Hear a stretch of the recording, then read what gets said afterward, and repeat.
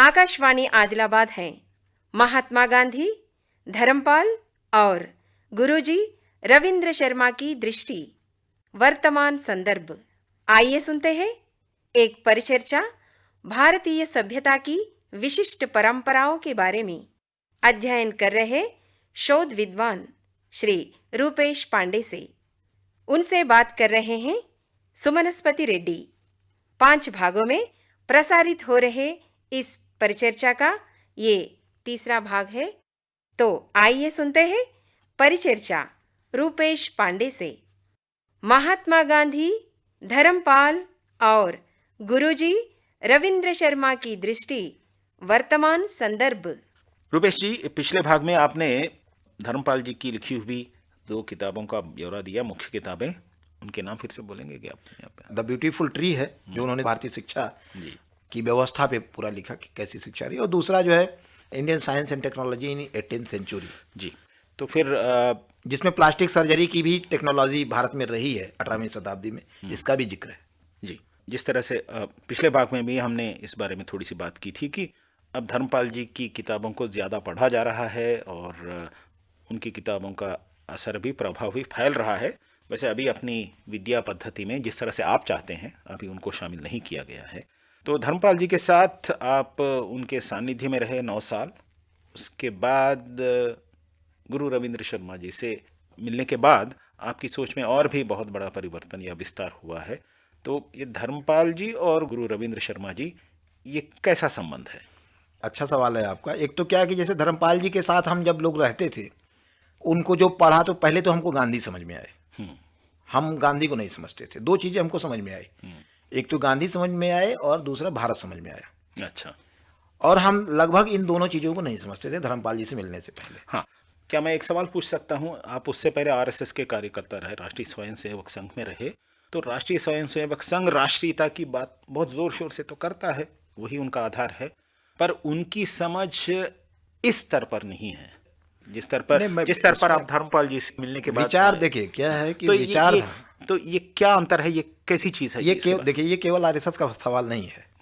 विचारधारा के स्तर पर हम जब कोई चीज़ सोचते समझते हैं, एक विचार में डायरेक्शंस में हम जब चीज़ों को देखते हैं, तो हम व्यापक दृष्टि से समाज को नहीं देख सकते हैं। अच्छा, यानी आइडियोलॉजी में बंधे होकर हाँ, अगर हम आइडियोलॉजी में किसी बंधे हुए हैं तो हमारी दृष्टि व्यापक नहीं हो सकती। आइडियोलॉजी आपको बांधती है। अच्छा। वो एक आपको अपना एंगल देती है कि आपको इसी तरीके से सोचना और देखना है।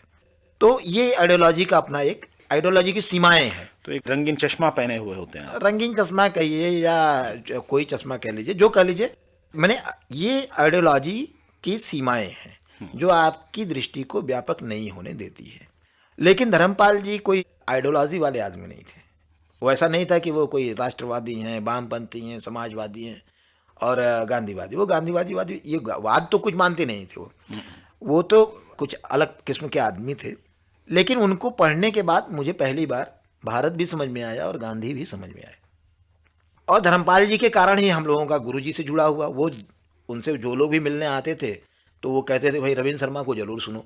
अच्छा, गुरुजी तो कोई किताब लिखे नहीं, वो तो कथा सुनाते थे अपनी सारी। उनकी चर्चा जो कथा इस शैली में होती थी। तो इन दोनों का मिलन कब हुआ था, धर्मपाल जी और इन दोनों का मिलन तो मुझे बहुत अंदाजा नहीं है कि कब हुआ होगा। लेकिन मुझे ऐसा लगता है कि संभवतः इन लोगों का मिलन 86-87 के आसपास हुआ होगा, ऐसा मुझे लगता है। मेरी भेंट पहली बार गुरुजी से हुई 97 या 98 में। वो भी धर्मपाल जी के कहने से? धर्मपाल जी के कहने से ही उसको मान सकते हैं। धर्मपाल जी ने एक पीपीएसटी फाउंडेशन, पीपीएसटी करके बनाया था, कुछ लोगों के साथ मिलकर के। कुछ उनके टेक्नोलॉजी वाले मित्र थे, कुछ हिस्ट्री वाले मित्र थे, कुछ सब प्रकार के लोग थे, उसमें IITian भी थे। तो उन लोगों ने जो एक पीपीएसटी बना था, तो वो एक लोक विद्या अधिवेशन हर साल करते थे। तो बनारस में लोक विद्या अधिवेशन था, राजघाट में गांधी विद्या संस्थान, उसमें गुरुजी आए हुए थे। तो पहली बार मैंने गुरुजी को वहाँ सुना। वहाँ सुनने के बाद मुझे लगा कि तब मुझे एक कड़ी सी दिखी। वहाँ उस कड़ी को मैं जोड़ता हूँ, तब मुझे एक कड़ी सी दिखी कि गांधी जी कोई बात कह रहे हैं, लेकिन जो बात कह रहे हैं उसका प्रमाण देने में उनके पास समय नहीं है, क्योंकि वो स्वतंत्रता के आंदोलन में भी लगे हुए हैं और बहुत सारे कामों में लगे हुए हैं। लेकिन वो जो बात कह रहे हैं भारतीय सभ्यता की, भारतीय समाज की, भारतीय समाज व्यवस्था की, उन बातों के प्रमाण मौजूद इकट्ठे किए धर्मपाल जी ने और उनको राइटिंग्स में ले आए, वो उनके प्रमाण मौजूद किए। रविंद्र शर्मा गुरुजी उस अपनी कथाओं के माध्यम से, अपनी चर्चा के माध्यम से उस समाज का दर्शन कराते थे, उस समाज को आपके दिमाग में बैठाते थे कि ये जो गांधी जी जो बात कह रहे, बिना किसी का नाम लिए, वो कभी गांधी जी का नाम तो हमने नहीं सुना कि कभी ले रहे हो, मानते थे ठीक है। हाँ। धर्मपाल जी का भी जिक्र नहीं करते थे, कभी कर दिया तो कर दिया, लेकिन जो बात कह रहे हैं गांधी जी और जो धर्मपाल जी लिख रहे हैं उसको एकेडमिक ढंग से प्रूफ कर रहे हैं, उसका पूरा जिसको फिल्म दिखाना होता है, वैसे रविंद्र शर्मा गुरुजी उसकी पूरी फिल्म दिखाते कि देखो ये ऐसा समाज रहा जिसमें से ये इतिहास निकला जिसको धर्मपाल ने लिखा, ये वो बात कही जो गांधी जी कहे। हाँ, तो वो ये कड़ी है। तो रविंद्र शर्मा जी जिस तरह की बातें कहते थे या कथाएं कहते थे, खैर पौराणिक कथाएं भी कहते थे, पर वो हमारे ग्रामीण समाज के निर्माण की समझ को लाने में ही उसका उपयोग करते थे। ठीक है, तो उन्होंने जो देखा था, जिस तरह के ग्रामीण समाज को उन्होंने देखा था, उसी आधार पे सभी बातें होती थी। तो ठीक है, ग्रामीण समाज के बारे में और गाँवों के बारे में गांधी जी भी भारत का आधार गाँवों को ही मानते थे। पर एक सवाल पूछकर हम थोड़ा आगे जाएंगे कि क्या भारत में नगर नहीं होते थे? नहीं, ऐसा बिल्कुल नहीं है। नहीं, ऐसा नगरों की संस्कृति, और तो नगरों की जो बात होती है, नगरों में जिस तरह से बुद्धिजीवियों का और हर तरह से ज्ञानियों का व्यापार, टेक्नोलॉजी, ये सब जो होता है, जिस तरह की समृद्धि नगर में होती है, और नगर जिस तरह का हर चीज़, जिस तरह के पाश्चात्य में भी जिस तरह के नगर हैं कि नगर एक संस्कृति के अत्यंत वैभवशाली चीज़ों का केंद्र बन जाता है, तो क्या देखिए नगर तो उस तरह से अगर देखा जाए तो भारत में नगर क्या है, भारत में गांव क्या है? देखिए, ना तो कभी गांधी जी ने और ना कभी धर्मपाल जी ने और ना कभी रविंद्र शर्मा गुरु जी ने भारतीय समाज को नगर और गांव में विभाजित करके देखा है। ये कभी नहीं रहा है कि इन तीनों जब गांधी जी की हम बात करते हैं तो वैसे ही लगता है। नहीं लगता है, वो हमारी समझ बनी हुई है, लेकिन ये सब लोग जो है भारतीय समाज की बात कर रहे हैं, भारतीय सभ्यता की बात कर रहे हैं, भारतीय संस्कृति की बात कर रहे हैं, और वो नगरीय संस्कृति, ग्रामीण समाज, नगरीय समाज ऐसा कह नहीं रहे हैं। और जहाँ तक भारत में नगरों का समाज की बात है, तो हम जो सवेरे सवेरे प्रातः स्मरणीय सप्तपुरियों का नाम लेते हैं, काशी, कांची, अवंतिका, मथुरा, माया, तो ये तो पुरियां रहे हैं ना, नगर रहे हैं ना, लंकापुरी का वर्णन या मथुरा नगरी का नगर है ना, ये तो और बड़े वैभवशाली। और समृद्धि जो है, वैभव जो है, केवल नगर में होती है ऐसा नहीं है। जहाँ लोग हैं वहाँ जैसी समृद्धि की जरूरत है। नगरों की चकाचौंध तो वो अलग प्रकार की है, सबकी अलग अलग अपनी संस्कृति है, उसमें जी रहे हैं अपने जी। तो इसलिए वो ये विभेद नहीं है। लेकिन समाज की समृद्धि की बात सबने कही है कि भाई समाज, भारत का समाज समृद्ध रहा है, और वो समृद्धि सब जगह है, गांव में भी है, नगर में भी है। और नगर ठीक है, जैसा हमारा परिवेश था, जैसे हमारा चिंतन था, हमने बड़े विशाल नगर इस तरह के आजकल के जैसे नहीं बनाए, और वो इसलिए भी नहीं बने क्योंकि हमने रोजगार के साधनों को कहीं समेटा नहीं एक जगह। अच्छा, हमारे छोटे छोटे कारखाने, जिसको रविंद्र शर्मा जिसका उदाहरण रविंद्र शर्मा गुरु जी देते थे, छोटे कारखाने, एक व्यक्ति हाथ में लेकर के अपना कारखाना कर रहा है, एक कुटुंब के पास अपना कारखाना, एक गांव में अपने सब संसाधन उपलब्ध हो रहे हैं, काजल से लेके, जिसको कहते थे कि काजल से लेके कागज तक हम सब बना लेते थे अपने गाँव में। तो जो सब कुछ हम बना लेते थे, तो हमको शहर में जाने की जरूरत क्या है भाई? तो जो भारतीय उद्योग था, जो भारतीय टेक्नोलॉजी थी, तो बाद के काल में और आज के काल में भी अभी कुछ दशकों तक वो गांवों में ही पुरानी सभ्यता के अवशेष की तरह कह लीजिए, या उसके कॉन्टिन्यूटी के हिसाब से वो गांवों में ही मिलती थी। तो इस तरह के गांवों की सभ्यता को या गांवों की पूरी जीवन शैली को, जिस तरह गुरु रविंद्र शर्मा जी के कहने से जो आपको समझ में आता था, क्या उस तरह से आप उत्तर भारत में घूमते हुए वहाँ के गांव में आपने नहीं देखा या देख नहीं पाते थे लोग? नहीं, रविंद्र शर्मा जी क्या नई चीज लाते थे वो आदिलाबाद के गांव की बात कहते हुए? नहीं, वो आदिलाबाद, देखिए गुरु जी, मैंने कहा ना दृष्टि का, जो मैंने सबसे इससे पहले कहा था सवाल दृष्टि का। हाँ, तो उसी की बात पूछ रहा हूँ। वो उन्होंने हमको दृष्टि दिया कि ऐसा भी देख लो। कैसे? एक उदाहरण देकर अब बताइए ना। जैसे फॉर एग्जाम्पल मान लीजिए कि आपको पुरोहित की बात करते थे, तो पुरोहित को ऐसा तो है नहीं कि केवल आदिलाबाद में होता है, पुरोहित तो पूरे देश भर में है, सब जगह, सब समाज में है, उत्तर में भी है, दक्षिण में भी है, पूरब में भी है, पश्चिम में, और पुरोहित के काम भी लगभग वैसे ही सब समाज में। अब एक पुरोहित समाज के हर वर्ग के लोगों के, हर कारीगर के काम को अपने उसमें शामिल करता है। पुरोहित अपने पेशे में, हाँ, पुरोहित अपने साथ उस पूरे समाज को जोड़ के रखता है। ये तो सब जगह है। एक पुरोहित जो है वही कहता है कि भाई आप कुम्हार का इतना सामान ले लो, एक पुरोहित कहता है कि भाई आप जुलाहे के यहाँ से ये ले लो, एक कोई एक पूजा पाठ हो रही है, कोई एक रिचुअल्स हो रहा है, एक कोई धार्मिक कांड हो रहा है। मान लीजिए कि ग्राम देवता की पूजा हो रही है, तो ग्राम देवता की पूजा केवल आदिलाबाद दक्षिण में हो रहा है, ऐसा नहीं पूरे देश भर में हो रहा है। अब ग्राम देवता की पूजा में क्या क्या सामग्री लगना है ये बताने वाले तो पुरोहित लोग हैं। तो वो जो समाज को जोड़ करके रखे, ये दृष्टि हमारे पास नहीं थी। देखा तो हमने सब जगह जी। लेकिन ये दृष्टि नहीं थी कि ये क्या कर रहा है पुरोहित। अच्छा, इसके अंदरूनी संबंध कैसे? ये जो समाज का, मैंने जिसको कहा ना कि समाज के अंतर संबंधों को समझना। और एक चीज मैं यहाँ पे अभी मुझे ध्यान में आ गया, देखिए ये जो मॉडर्न सिस्टम है ना, या मॉडर्न टेक्नोलॉजी या जो भी कह लीजिए ज्ञान विज्ञान, ये मूलतः जो है युद्ध के ज्ञान विज्ञान है और बाजार के ज्ञान विज्ञान है। भारत का जो ज्ञान विज्ञान है ना, वो लोक कल्याण का ज्ञान विज्ञान है। ये फर्क हमको हमेशा ध्यान में रखना पड़ेगा। अगर हमारे दिमाग में ये फर्क रहेगा तब हमको समझ में आएगा कि भारत का ज्ञान विज्ञान जो था, या जिसको टेक्नोलॉजी कह लें, जो भी कह लें, टेक्नोलॉजी उसका पार्ट है, तो वो जो ज्ञान विज्ञान है वो इतने लंबे समय तक स्थायित्व भाव में क्यों रहा, ये हमको समझना पड़ेगा, तब समझ में आता है। ये जो मॉडर्न जो ज्ञान विज्ञान है ये रोज बदल जाता है, हर 10 दिन बाद पता चला बदल जा रहा है, 10 साल बाद। लंबे समय तक रहा और वैभव और समृद्धि के साथ रहा। हाँ, ये बात, समृद्धि रही, समरसता रही, ऐसा नहीं कि कोई उठा पटक बहुत रही समाज में, उस प्रकार की चीजें नहीं। तो वो जो है हमको समझना पड़ेगा, क्योंकि ये इसका बेस, ये जितना तंत्र सब खड़ा है, इसका मूल आधार युद्ध और बाजार है। तो युद्ध और बाजार के सोच से जो चीज तंत्र खड़ा होगा, जो ज्ञान विज्ञान डेवलप होगा, जो विकास, वो जो चीजें चलेंगी, तत्व निकलेगा, उसका आधार वो जो है वो समाज को किसी और तरह ले जाएगा, और लोक कल्याण के लिए जो चीजें निकलेंगी वो समाज को किसी और तरीके से ले जाएंगी। ये एक बड़ा, यही बेसिक फर्क है जो मैं बार बार कहता हूं कि यही गांधी कह रहे हैं और यही धर्मपाल कह रहे हैं और यही रविंद्र शर्मा कह रहे हैं। ऐसा नहीं कि, एक चीज और बता दें, ये कोई गांधी कह रहे हैं ऐसा नया काम नहीं है, यही हमारे सब लोगों ने कहा है। यही तुलसी रामचरितमानस में कह रहे हैं, यही कबीर भी कह रहे हैं, यही निम्बारकाचार्य भी कह रहे हैं, यही कुमार भट्ट भी कह रहे हैं, ये सब लोग, कुमार स्वामी भी कह रहे हैं। कोई इसमें नया नहीं है, गांधी जी कोई नई बात नहीं कर रहे। मैं ये कहता हूं, मैं बार बार कहता हूं, गांधी जी कोई नई बात नहीं कहते। हाँ, जिस तरह का ये समाज था और जिस तरह से ये समाज चलता था, उसमें मूलभूत परिवर्तन मुगलों के शासन में या मुसलमानों के शासन में नहीं हुआ, कम से कम उस स्तर से नहीं हुआ जितना अंग्रेजों के आने के बाद हुआ। और अंग्रेजों के आने के बाद इसमें बहुत तोड़फोड़ हो गई, मतलब पूरी तरह से हो गई। देखिए, अब उसको ऐसा समझिए आप कि मुगल पीरियड में शासन तंत्र बदला है, समाज तंत्र नहीं बदला है जी। अंग्रेजों ने पूरे समाज तंत्र को बदल डाला। अब समाज में शिक्षा भी है, तकनीकी भी है, उद्योग भी है, व्यापार भी है, कला भी है, संगीत भी है, सब चीजें आती हैं, तो ये सब बदल डाला। चिकित्सा भी है, सबको अपने तरीके से ढालने की कोशिश किया है। मुगल पीरियड में समाज तंत्र पे उतना ज्यादा प्रभाव नहीं पड़ा है जिस प्रकार का प्रभाव अंग्रेजी पीरियड में हुआ। ये सोच समझ करके बदला गया।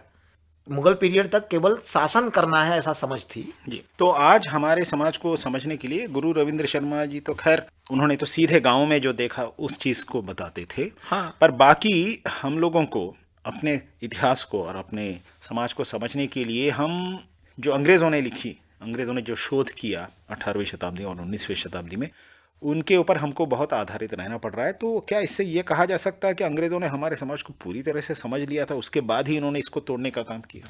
मतलब समझने की कोशिश तो उन्होंने बहुत किया है। एक एग्जाम्पल देता हूँ, 1760 के आसपास का है। बंगाल में संभवतः मुर्शिदाबाद तो नहीं रहा है, शायद मेदिनीपुर रहा हो, या मुझे ध्यान नहीं उसका एग्जैक्ट, उसका आइडिया नाम नहीं याद आ रहा है। औद्योगिक क्रांति के बाद अंग्रेजी माल तो आ रहा है भारत में, लेकिन बिक नहीं रहा है। अब वो ये सर्वे कर रहे हैं कि उसका कारण ढूंढ रहे हैं कि बाजार में बिक क्यों नहीं रहा है। तो उनको समझ में आता है कि ये सारा, ये जो बाजार है, वो बाजार बेसिकली जो है वो संस्कारों के आधार पे चल रहा है। अच्छा, बाजार तो संस्कारों से चल रहा है। मतलब जिस तरह की बात गुरु जी रविंद्र शर्मा कहते वो हैं, उनको दिख रहा है। अच्छा, वो सर्वे में दिख रहा है कि ये तो बाजार तो ऐसे चल रहा है। अब ये सब एक दूसरे से इतने ज्यादा लिंक्ड हैं कि हमारी वहां कोई पहुंच ही नहीं है। तो ये जो संस्कारों से बाजार चल रहा है, ये कैसे चलता है? तब उनको समझ में आता है कि किसान और कारीगर ये दोनों आपस में जुड़े हुए हैं। तब उन्होंने एक पॉलिसी बनाई कि किसान और कारीगर को आपस में अलग करो, और फिर किसान को कारीगर को आपस में अलग करना है तो पहले किसान को कमजोर करो। तो किसान कहाँ जुड़ा हुआ है कल्चरली या इकोनॉमिकली? तो वो गाय के साथ जुड़ा हुआ है। तब वो वहां पे सबसे पहला जो है कत्लखाना लगाते हैं कि गाय का कत्ल करना शुरू करो। ओहो, ये एक काम 1760 के आसपास, मतलब वधशाला जिसको बोलते हाँ, हैं। वधशाला जो है, स्लॉटर हाउस, वो शुरू करते हैं। और फिर वहां से, अरे ये एक प्रकार है, बहुत सारे और ऐसे काम करते हैं वो कि हमारा माल कैसे भी, तो वो समझ बनाने का काम तो करते हैं। अपनी समझ बनाते हैं, फिर आपका व्यापार तोड़ते हैं, आपका समाज जो भी उनको करना उसको डिस्टॉर्शन के लिए वो सब करते रहते हैं। ठीक है, तो अंग्रेजों ने जो हेर फेर की, जो तोड़ मरोड़ का और काम मजे की किया, बात यह है कि वो कहते हैं कि हम तो आपके कल्याण के लिए कर रहे जी खैर वो तो कहना ही पड़ता था उनको, यही मतलब यहाँ के लोगों को मनवा कर शोषण किया जाए, है ना। हैं। और यही इस पूरे जिसको हम आज की लोकशाही है ना, जिसको गांधी जी गाली देते हैं, जिसकी आलोचना गांधी जी करते हैं, यही इस डेमोक्रेसी की सबसे बड़ी खूबसूरती है कि वो आपको लूटती है और आपको एहसास नहीं होने देती है कि आप लूट रहे हैं। आपको पीटती है लेकिन आपको एहसास नहीं होता कि हम पीट रहे हैं। और लूटने वाले तंत्र के ऊपर ही आपको आधारित रहना पड़ता है, हाँ, और हम अपना माई बाप उसी को कहना पड़ता है। हम ही तो वोट दे करके उनको वो तंत्र मजबूत किए।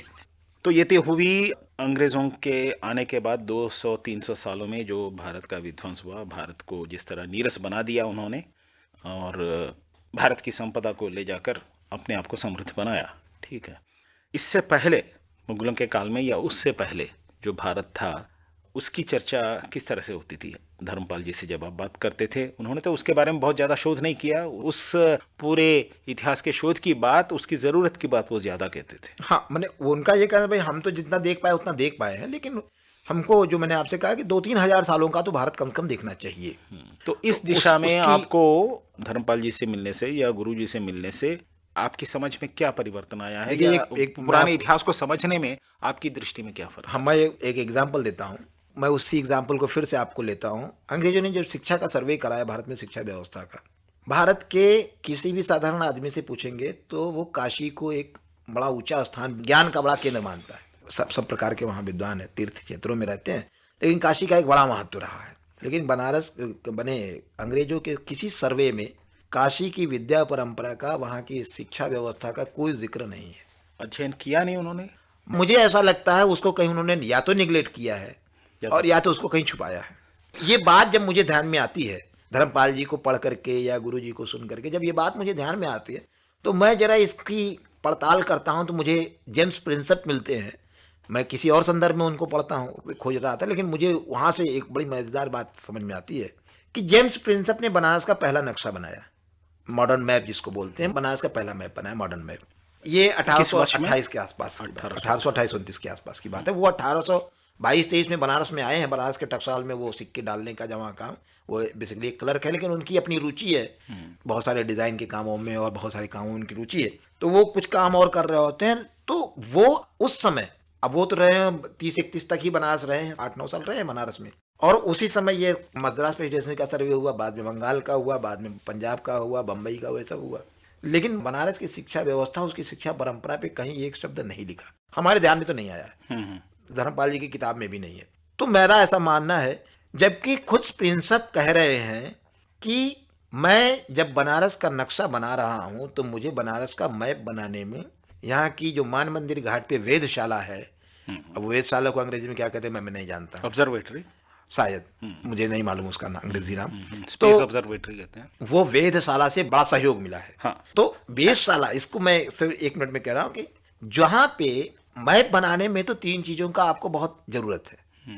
आप गणित के बिना मैप नहीं बना सकते, आपको ज्योग्राफी नहीं आती, आप मैप नहीं बना सकते, डिज़ाइन नहीं आती, आप मैप नहीं बना सकते, आपके पास स्पेस का आकलन करना, या यानी कौन से ग्रह, नक्षत्र, देशांतर, ये सब जो है ये कहाँ कैसे है, इसका अगर आपका अध्ययन नहीं है, जिसको आजकल स्पेस साइंस या और क्या क्या बोलते हैं, वो सब जो भी हो, अगर वो सब नहीं है तो आप नहीं कर पाएंगे, वो सब मैप तो नहीं बना सकते, साधारण आदमी मैप नहीं बना सकता है। अगर ये काम करने में वेधशाला, बनारस के मान मंदिर घाट की वेधशाला किसी की मदद कर रही है, तो इसका मतलब है कि वहाँ इसकी पढ़ाई हो रही है ना।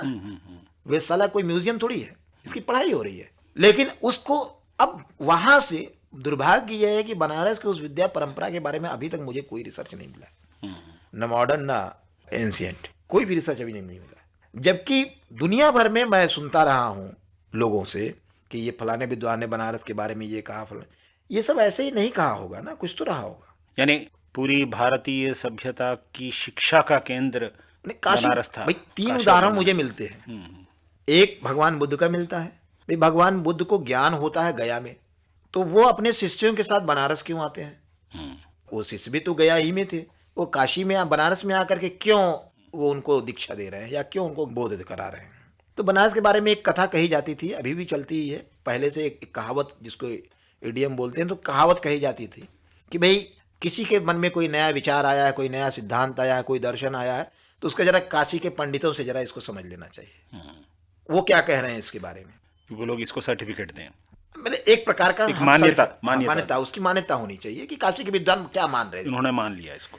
तो मुझे लगता है कि कहीं यह बात भगवान बुद्ध के भी मन में रही होगी, भैया काशी के विद्वानों से भी ये बात जरा, जो हमारे मन में इनलाइटमेंट है, जो हमको दर्शन मिला है, इस पे क्या काशी के विद्वान, मुझे लगता है यह बात कहीं उनके मन, नहीं तो इतना जंगल कोई हवाई जहाज से थोड़ी आया है, पैदल चल करके आए, भाई इतना संघर्ष करके क्यों काशी ही आना है, कहीं और जा करके दे देते जी। दूसरा उदाहरण शंकराचार्य का मिलता है। शंकराचार्य को भी कहा गया भी ये काशी में जरा बात कर लो इस पे, वो भी जाते हैं बनारस शास्त्रार्थ करने के लिए, बात करने के लिए जाते हैं। तीसरा उदाहरण बिल्कुल मॉडर्न है, दयानंद सरस्वती का है, उनको वो भी काशी जाते हैं शास्त्रार्थ। तो ये काशी क्यों जा रहे हैं, काशी से ही मान्यता क्यों लेनी है। तो मुझे लगता है कि ये हमारे सिविलाइजेशन के वो पॉइंट्स हैं, वो बिंदु हैं जिन पे हम लोग नहीं अभी सोच पाते हैं, नहीं चर्चा कर पाते। और काशी में मान्यता सोच समझकर और एकदम फेयर न्यायिक पद्धति से, वो जो सही होगा वो बताएंगे, जो गलत है उसको छोड़ देंगे। तो उसके बारे में विश्वास था लोगों में, वो एक भरोसा है समाज में। और केवल समाज में कोई माने धार्मिक कर्मकांड की तरह से भरोसा नहीं है, विद्वानों को भरोसा है जी।